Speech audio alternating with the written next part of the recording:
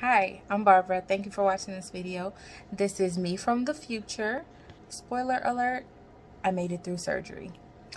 So the video that you're about to watch is me before I had surgery, just my thoughts, what originally happened, how I felt about it, how I kind of recovered from my initial injury, and a couple things I wanted to say about that.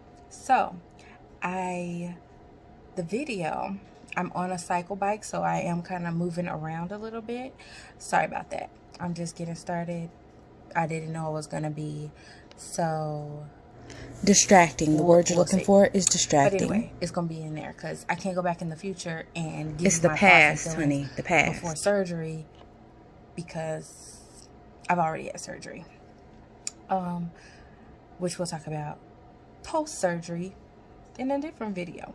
So yeah, want to talk about that. I think one point in the video I said I had my initial ACL tear on December 2nd. It was not December 2nd, it was December 22nd. And I did not necessarily fall. I was dancing, pop happened, and then I went to the ground because it hurt. What had happened. But anywho, talk about that in the video you're about to see. I'm not gonna show the clip yet of the tear because I'm not ready. I don't know if I'll ever be ready, but I'm just not ready. It's freaking, first of all, I've never watched it. My doctor watched it and he's like, he watched it over and over again. I had to hear that pop over and over again, like, and my family, my kids and my husband, they watched it over and over again. That pop, like, I don't. We get it. I don't want to see my baby get hurt. I'm my baby. I don't want to see me get hurt. So I have never watched the part where it actually happens. And I'm just not ready to put it on here. I'm not ready to watch it. I could have my husband put it on there, but I'm not ready to put it out there, you know? It literally, if it didn't happen to you, it's hilarious. Like, if I was, I don't like to watch people get hurt, so I would never want to see that part of happen to anybody. But I do laugh when people, you know, when stuff happens. So yeah, and I'm not ready to be laughed at. It's not funny to me yet. So there will become a time when it's funny to me and I can share it. But right now, I'm not laughing. It's not funny. So that's that. I don't think there's anything else. I covered some things, but I don't know if I covered them that well. So if I need to go back and talk about anything, let me know. I know initially there won't be a lot of people probably watching this. This is so that it's out there. If somebody 5 years from now, 10 years from now, 15 years from now breaks, okay, yeah, we get it in the future sometime, ACL, ends up in this situation, and they happen to be, you know, they find some kind of similarity between them and myself and they feel like this could be helpful, I want to show that journey of what that looks like to recover. And even if you don't have an ACL tear, if you are just on a journey of recovery, if you are on a journey of getting better, whatever you got, pick it up and let's go together. So yeah, did I have anything else that I wanted to tell you about this video that you're about to see? I cannot remember. Oh, let's talk about the surgery that I had because I kind of explained it, but I don't think I did. I had an ACL tear, right? So I had ACL surgery. Initially, both my meniscus were torn. They found when they went in, my meniscus both had healed, so they did not have to do, they shaved them down a little bit, but they did not have to cut out my meniscus or do anything with that like that. So that was a good thing that they had healed on their own. We'll talk about that later. And then so my ACL, they repaired that with my patella. There's a tendon in the front of your knee.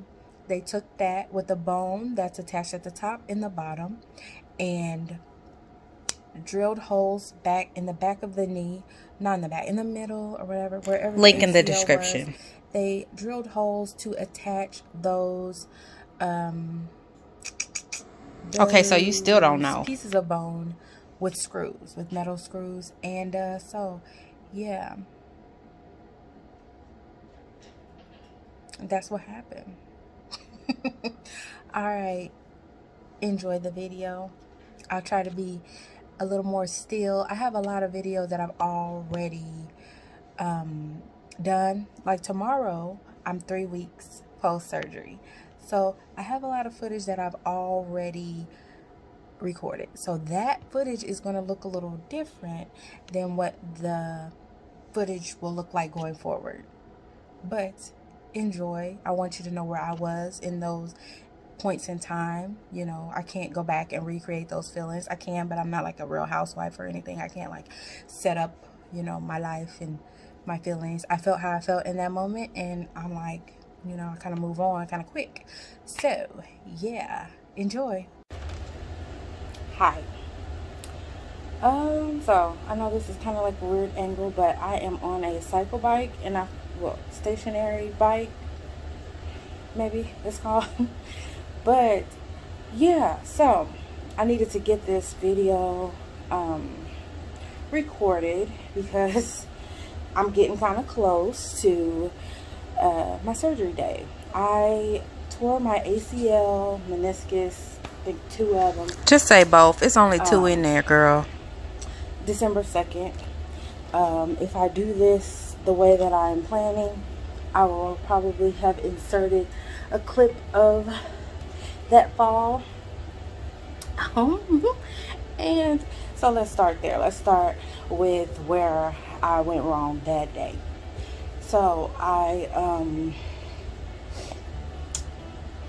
just went out there like I would normally would. I was wearing shoes that I don't normally dance in, and I'm usually on a, you know, more stable or I don't know, a surface that's not like yeah, that's the best word I can give you at 7 in the morning. Okay, that wasn't even a word. I fell. It was like I didn't really fall. Okay, the movement wasn't that big. I didn't feel like the movement was that big.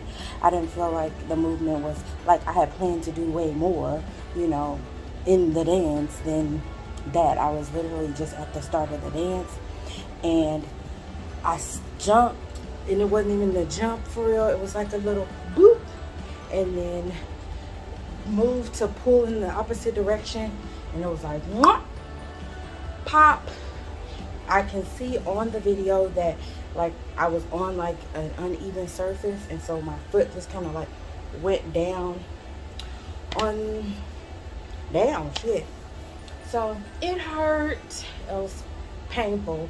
Then while it was painful, it was also scary because I didn't know what had happened. Like I didn't know what that meant. I couldn't walk on it, and I had to walk, you know, a while, not a long while, you know, it would take me less than, you know, probably less than a minute or two to get back to where I live from where I was on a regular day.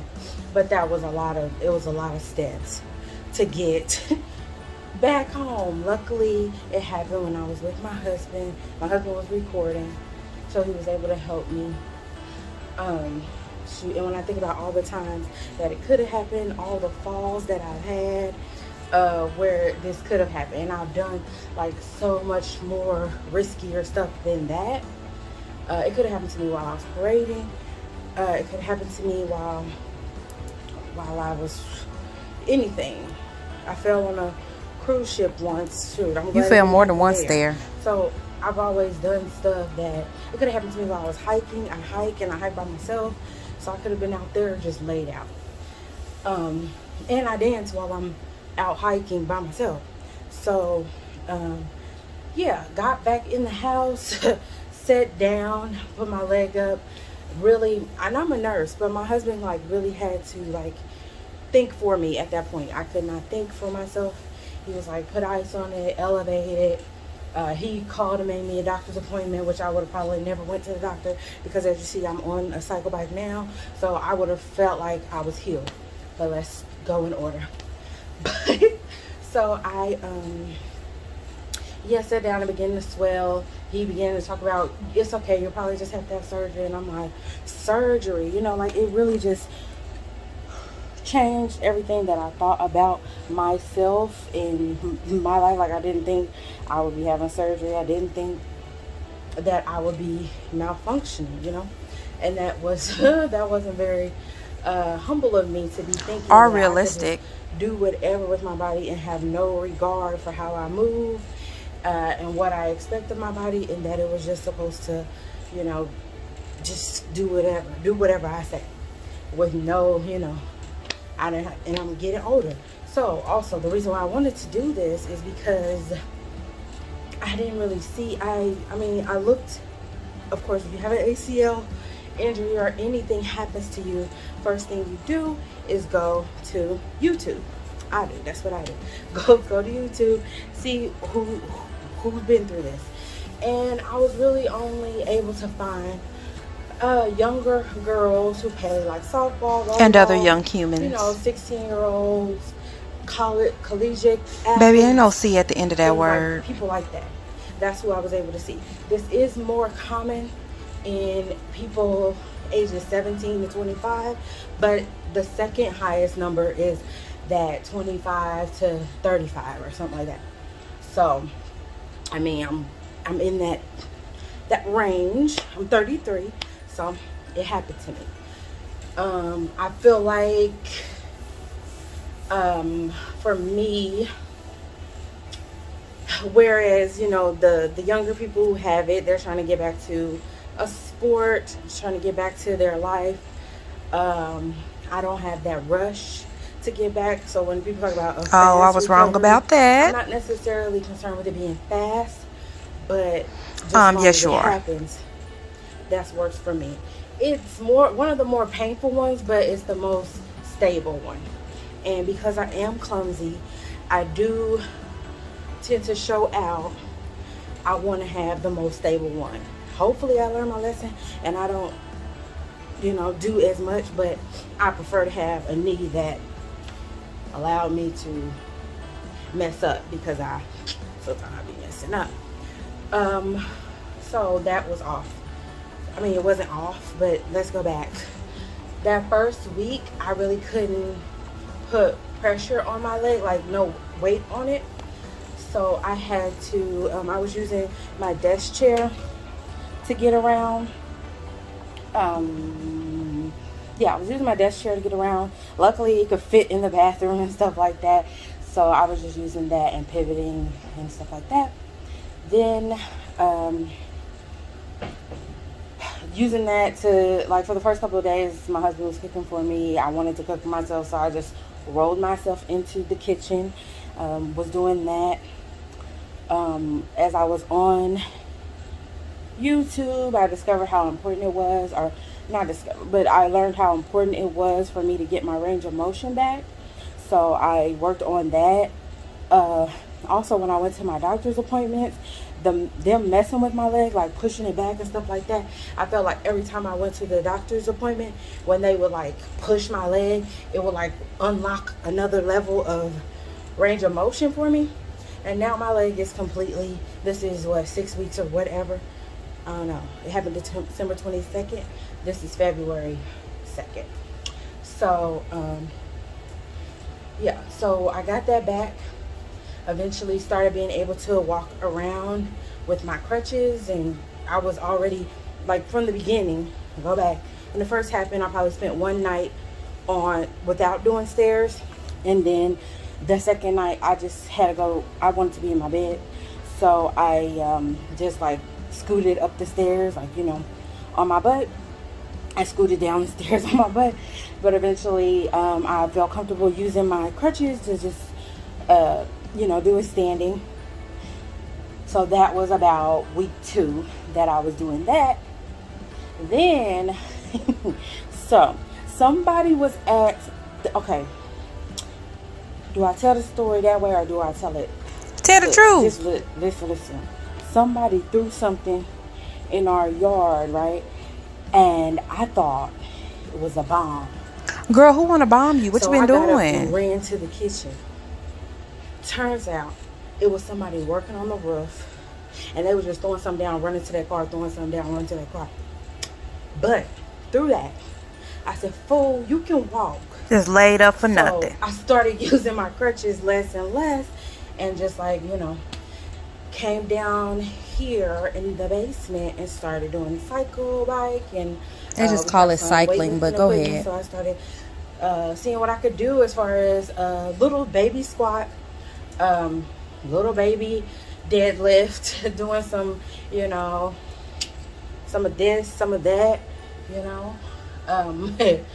So I started doing that kind of stuff. I would say week 3 I started doing that, and I just have continually kept working on my range of motion, which this bike has been really good with that.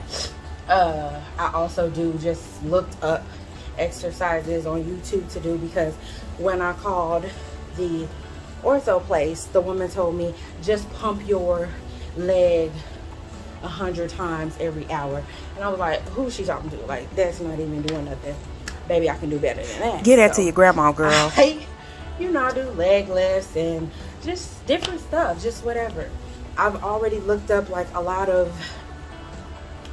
workouts, like chair workouts and stuff to do after. Also, yeah, let me start there. Week 2 I started also doing the chair exercises and stuff upstairs. I started doing chair exercises and just getting used to doing, just pushing, just seeing what I could do. Yeah, but I don't remember what I was gonna say. That's what happened. And then so now I am like 9 days away from surgery. I have full range of motion. I am able to do this, do my weightlifting. Not weightlifting, like, okay, let's talk about that. Okay, these numbers are going to be kind of fake, but, well, kind of real. No, but okay, are they real or fake? I know that I could lift I think I'm just going off of what I remember. My squat was 250. Like, I don't really keep track of stuff, but my squat was 250 and my deadlift was 230. My deadlift has always been weak, and so that may be some of the structural reason why I was unable to, you know, well, I jumped and didn't place my feet, but there are some structural things that I can work on. But anyway, so I'm not doing that. I was doing like 25 pounds, stuff like that, and doing bands and just squatting more like body weight, but not even on my body weight, because I'm using the bands to kind of propel me up and down. So nothing, when I say weights, not what I'm capable of or was capable of. We'll see what I'm capable of in a few. So did that. Yeah, so now I'm here. I'm very nervous. Never had surgery. I don't know what, you know, what's gonna happen to me. So yeah, I'm very nervous. I've never had surgery. So yeah, so part of me is like, you're not gonna make it, you're leaving your children, you should have just dealt with them, with the whatever it is. But I mean, most people survive it, you know, so I have to just go with what's rational. Most people survive it, so they tell me. No. And I just, at 33, I can't, like, I can, but I don't want to imagine a world where I never dance, and not even, I am in a dance crew, but you know, it's Corona, we haven't performed or anything like that. But that aside, which if it comes back, I'll definitely do that, but that aside, I like to dance just in general. I was dancing yesterday and my leg, like I try to do a little lean back, like drag, and not thinking, I was just doing it. And it, you know, I felt a little give, and I don't want that. I don't want to have to, I'm going to be more conscious when I go hiking and stuff like that, just because life has happened to me and taught me something. But I want to be able to do that. I want to be able to, you know, use my leg. And I know that if I don't get with those meniscus tears, so now there's no cushion, and that's going to lead to arthritis. That's going to lead to me probably needing more work on that knee than if I just get it done now. And I need a stable knee for the life that I want to live. I want the chance at a stable knee. The pain part of it, I'm not as concerned. I don't want to be in pain, of course, but when people talk about pain, I'm like, I don't know if it's going to be the same, because I don't think people have the same, pain tolerance, of course. And I've had 2 children, one without an epidural. Not that makes me like some kind of,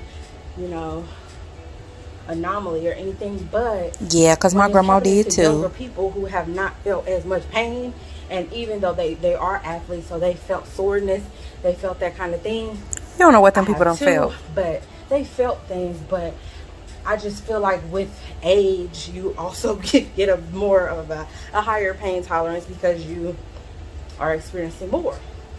And I'm just not scared of that. Like, that part is just, it is what it is. And if other people have survived it, I'm sure that I can survive the pain. Not saying I'm not gonna be in pain, but that's life. Like, he was asking me, the 2 options that I was given was either the patella graft or a cadaver graft. But the cadaver graft is not as stable. But most people like either one. Like, the satisfaction is very close, but the patella just happens to be a little bit more stable. Chancing it with the cadaver graft wasn't for me. Like, I wouldn't feel comfortable not getting the most stable thing, despite the pain, despite that it's going to be a longer scar. Don't care about that. It's fine. So yeah, that's where I'm at. Got my ice ready, making my soups, getting my life together, whatever that means. I'm going in. I don't know if I'm gonna make any more before I get in there, but I wanted to make sure I did like an overview, because I do want to just have a record of what happened and what we did. I think probably I do need to go more in depth on some things, but shoot, for now, I said what I said. All right, bye. Hey, thanks for watching till the end. Did you tear your ACL? Tell me which one in the comments.